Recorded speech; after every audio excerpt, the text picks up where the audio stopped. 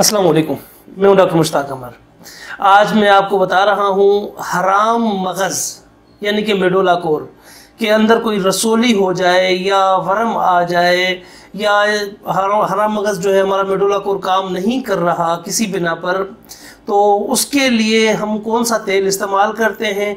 या अगरचे spinal cord की कोई इंजरी हो जाती है और उसमें कोई आर्टरी हमारी ब्लॉक हो जाती है या डैमेज हो जाती है, तो उसको रिपेयर कैसे किया जाता है या उसको रीओपन कैसे किया जाता है या उसके लिए कौन सी चीज़ें इस्तेमाल की जाती हैं। तो इंशाअल्लाह अज़ीज़ आज इसके मुतल्लिक मैं आपको तफसील से आगाह करूँगा और ये तेल कैसे बनता है, इसमें क्या क्या अज्जा शामिल होती हैं और किस मिकदार में लगाया जाता है, कैसे इस्तेमाल किया जाता है, इंशाअल्लाह अज़ीज़ ये पूरी तफसील से आज आपको बताऊंगा। दूसरा उसके अलावा कि जैसे हराम मगज़ की अगर किसी को यानी कि इंडिकेट नहीं हो रहा, जो हमारा एसाब है वो एसाब हमारा कमज़ोर हो चुका है या टूट चुका है, यानी कि जो हमारा नेरो सिस्टम है, नेरो सिस्टम से जो हमें इंडिकेट करता है कि हमें यूरिन पास करना है या हमें वॉशरूम जाना है, तो वो हमें ऑटोमेटिकली हमारा यूरिन भी पास हो जाता है बग़ैर किसी इंडिकेट के, या हमारा जो है पखाना निकल जाता है बग़ैर किसी इंडिकेट के, या हमारे जिस्म का कोई एक एज़ा काम करना छोड़ देता है, जैसे कि डाउन लिम्स जो है काम करना छोड़ देते हैं, जो नीचे का धड़ है वो खुश्क होना शुरू हो जाता है, तो उसके लिए हम कौन सा तेल इस्तेमाल करते हैं। तो इंशाअल्लाह अज़ीज़ आज उसके मुतल्लिक तफसील से बात होगी और ये मैं आपको तफसील से इसकी आगाही दूंगा और ये तेल आपको बना कर दिखाऊँगा इंशाअल्लाह। तो चलते हैं अपने नुस्खे की तरफ। इस नुस्खे के अंदर हमारी सिर्फ़ और सिर्फ 5 अज्जा शामिल होती हैं। वो 5 अज्जा कौन कौन सी हैं वो तरतीब से मैं आपको बता देता हूँ। इसमें जो सबसे पहली अज्जा हमारी शामिल होती है वो होती है सलाजीत।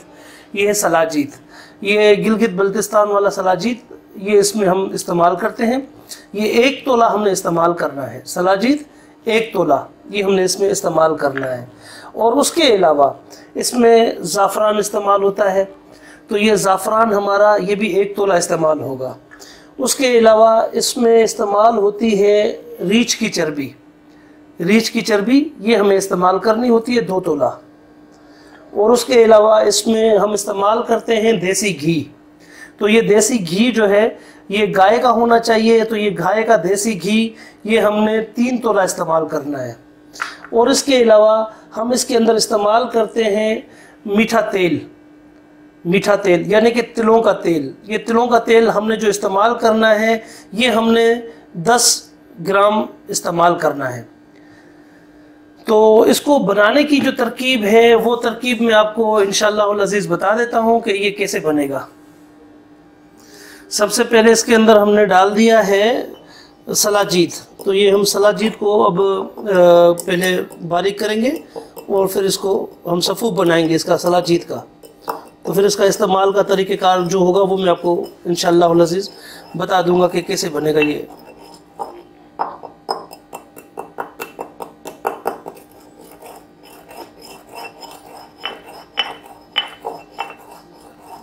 ये जितनी भी अद्वियात हैं ये सारी अद्वियात हमें खल करनी होंगी, ये किसी और तरीके से नहीं बनेगा तेल। ये जिस तरीके से मैं आपको बता रहा हूँ, दिखा रहा हूँ, ये सिर्फ़ और सिर्फ इसी तरीके से ही ये तेल बन पाएगा।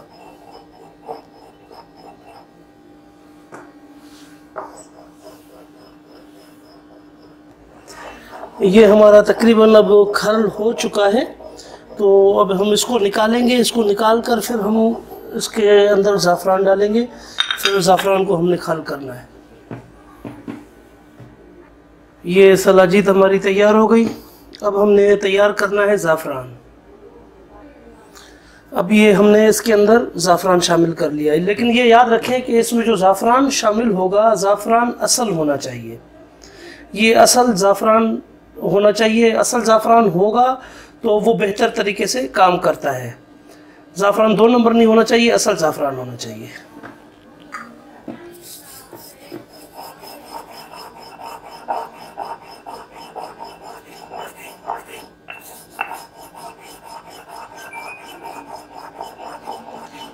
और ज़ाफ़रान को खल करने से खुशबू पहले ही आना शुरू हो जाती है कि हाँ ये ज़ाफ़रान अब अपनी खुशबू दिखा रहा है। ज़ाफ़रान की खुशबू तो माशाल्लाह से दूर से ही महसूस होती है।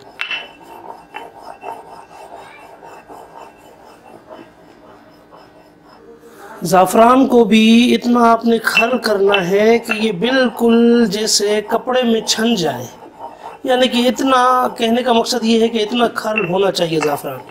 अब ये अल्हम्दुलिल्लाह ज़ाफ़रान हमारा तैयार हो चुका है। अब इसको भी हम एक बर्तन में निकालेंगे। तो ये हमारा ज़ाफ़रान भी अब तैयार है और हमारी सलाजीत ये भी तैयार है, यानी कि दोनों चीज़ें आइटम तैयार हो गए। अब हम इसमें बाकी अशिया मिलाएंगे, वो तरतीब से वो मैं आपको दिखाता हूँ कि कैसे मिलाना है और क्या क्या मिलाना है। ये अब इसके अंदर मैं शामिल करने लगा हूँ रीछ की चर्बी, जो मैं अभी पिघला के आया हूँ। तो ये पिघली हुई रीछ की चर्बी अब इसके अंदर हमने शामिल करनी है। ये हम इसके अंदर शामिल करने लगे हैं रीछ की चर्बी। तो ये रीछ की चर्बी हमने शामिल कर ली। अब रीछ की चर्बी शामिल करने के बाद फिर हम इसके अंदर यही ज़ाफ़रान और सलाजीत, ये दो चीज़ें भी शामिल कर लेंगे। शामिल करने के बाद फिर हम इसकी रगड़ाई शुरू कर देंगे। ये सारा काम इसमें रगड़ाई का काम है, इसमें पकाने का काम कुछ भी नहीं है, सिर्फ रगड़ाई का काम है। जितनी रगड़ाई ज़्यादा होगी उतनी दवा बेहतर बनेगी, उतना तेल बेहतर बनेगा और उतना फ़ायदा ज़्यादा होगा। अगर रगड़ाई कम होगी तो तेल सही नहीं बनेगा और फ़ायदा नहीं होगा। फिर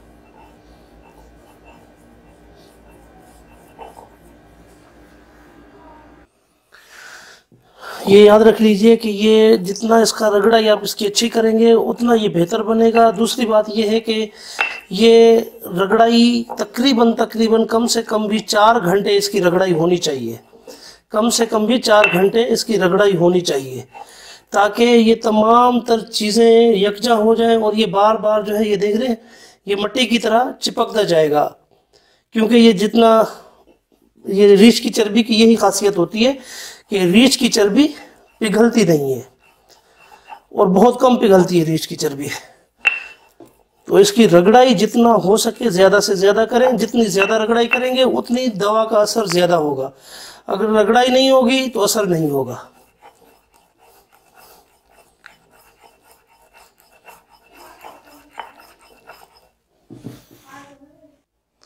तकरीबन अब इसमें मुझे 3 घंटे हो चुके हैं रगड़ाई करते हुए।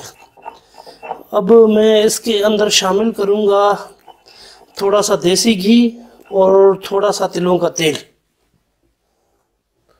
ये मैंने थोड़ा सा इसके अंदर देसी घी शामिल कर लिया और थोड़ा सा इसके अंदर मैं शामिल करूँगा तिलों के तेल को।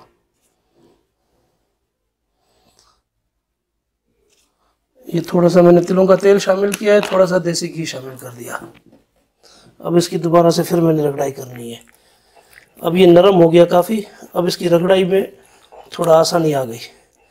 पहले ये हो रहा था कि रगड़ाई थोड़ी मुश्किल हो रही थी, अब थोड़े आसान हो गई। अब इसकी रगड़ाई हमने मुसलसल करते रहना है ताकि ये यकजा हो जाए। और ये भी याद रखें कि ये जो नीचे जमता जाता है उसको भी उखेड़ना है, उसको रुकने नहीं देना।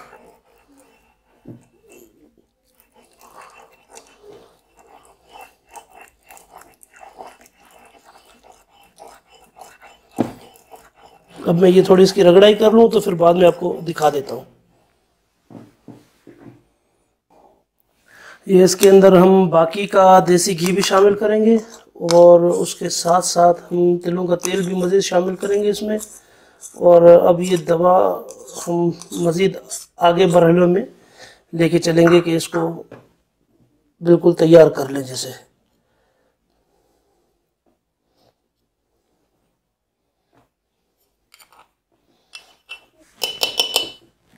ये हमारी देसी घी भी हमने डाल दिया। अब तिलों का तेल भी हम इसके अंदर शामिल करेंगे।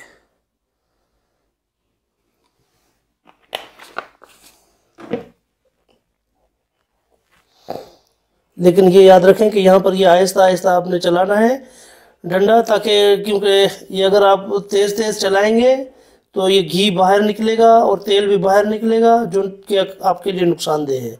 यानी कि ज़ाया होगा और कोई नुकसान नहीं होगा, लेकिन ज़ाया होगा तो ये पैसों का नुकसान, वक्त का नुकसान, आपकी मेहनत ज़ाया हो जाएगी। तो इसलिए इसको आहिस्ता आहिस्ता खर करते जाना है। मज़ीद मैं ये आपको खर करके फिर बाद में दिखा देता हूँ। अब ये हमारा तकरीबन तैयार होने वाला है। 2 घंटे की मुसलसल रगड़ाई के बाद भी ये याद रख लें कि इसको गर्म नहीं करना, बनाते वक्त इसको कभी भी गर्म नहीं करना, क्योंकि ये गर्म होने से तो जल्दी बन जाता है लेकिन इसकी तासीर तब्दील हो जाती है।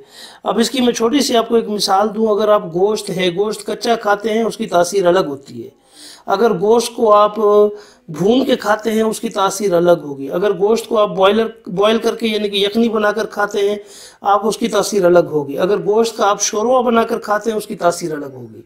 इसी तरह इस दवा की जो तासीर है ये हमने ठंडे में बनानी है, इसको गर्म नहीं करना। गर्म करना तो समझ लें कि मरीज़ के लिए अजाब बनाना।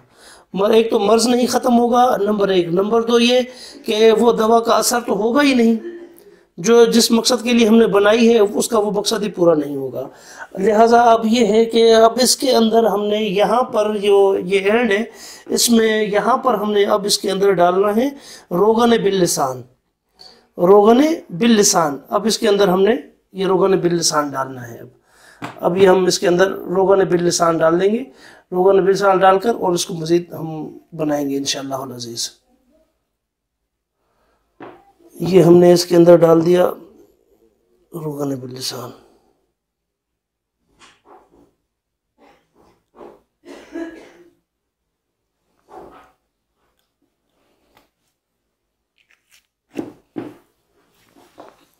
अब ये हमारा रोगन बिल्लिसान भी इसके अंदर शामिल हो गया।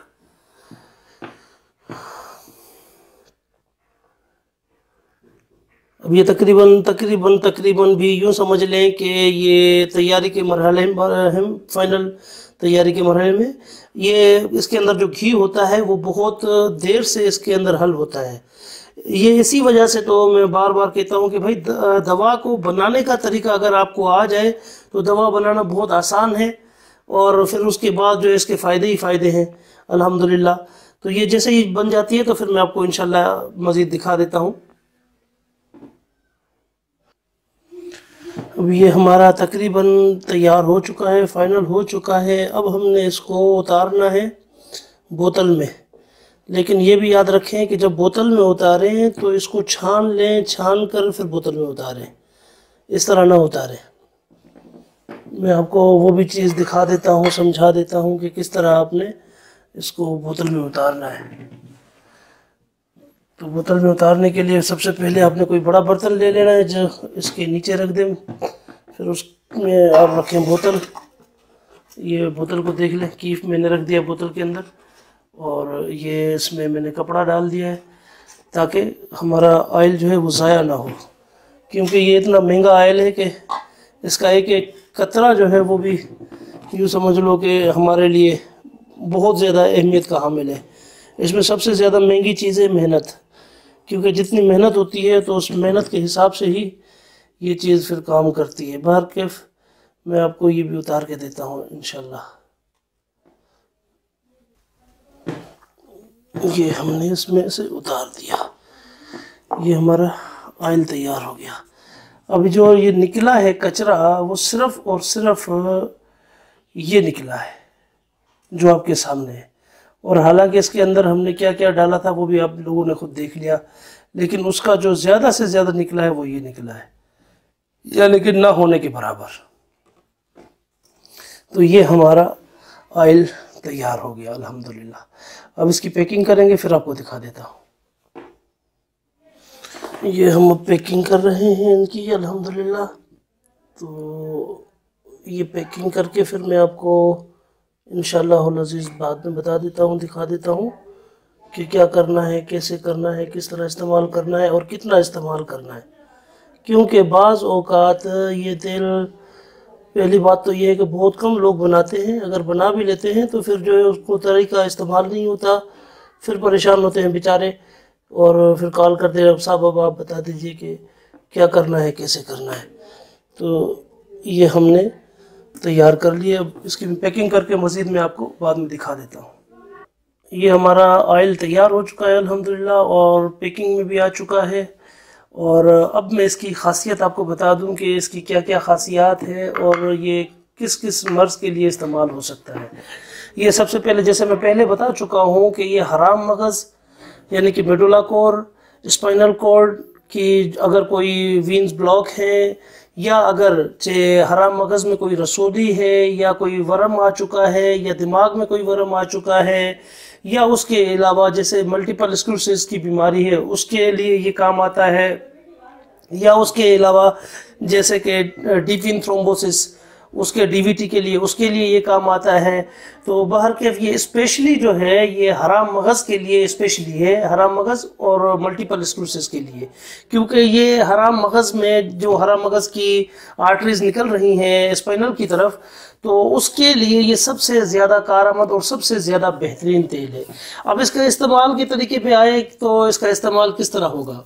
इसके इस्तेमाल में इस तरह होता है कि ये 3 से 5 कतरे, 3 से 5 कतरे, सिर्फ और सिर्फ 3 से 5 कतरे गर्दन की दोनों तरफ, गर्दन की दोनों तरफ, यानी कि एक गर्दन का पिछला हिस्सा है, एक दायां एक बायां, तो दाएं और बाईं तरफ दोनों तरफ गर्दन की ये 3 से 5 कतरों का हल्का मसाज होता है।